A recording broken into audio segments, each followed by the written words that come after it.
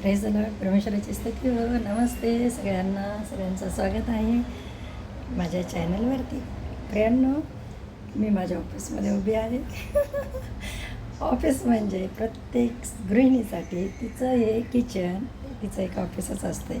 लय पसारा पडला, इकडे दाखवत नाही मी तुम्हाला.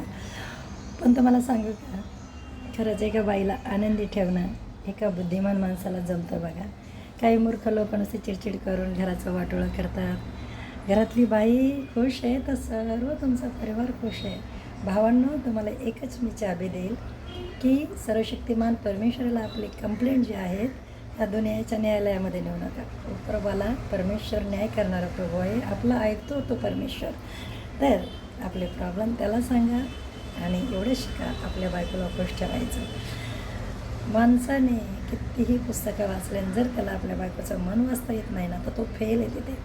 जर त्याला आपलं रिलेशन सांभाळता येत नाही पत्नीसोबतचं, तर तो माणूस फेल आहे. लक्षात ठेवा. तुम्ही कितीही मोठे असा, बायकोला खुश करायचं तुम्हाला जमलं पाहिजे की बाबा नुसतं पैशानेच खुश होत नाही माणूस. प्रियांनो, तिच्या भावना समजून घ्या, तिचं दुःख समजून घ्या, तिचे विचार ऐका, तिच्या मनात काय चाललं आहे ते बघा, तिची घुसमट बघा, तिचे कष्ट बघा आणि एक परमेश्वराचं वचन तुम्ही पूर्ण कराल. परमेश्वर म्हणतो, स्वतःप्रमाणे आपल्या स्त्रीवर प्रेम कर, आपल्या पत्नीवर प्रेम कर.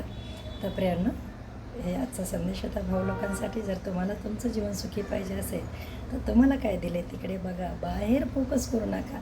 दोघात तिसरा आला की सगळी गडबड होते बघा जीवनाची, आणि मग ते मरेपर्यंत ती गोष्ट सुटत नाही आणि ती निंदा पुसल्या जात नाही.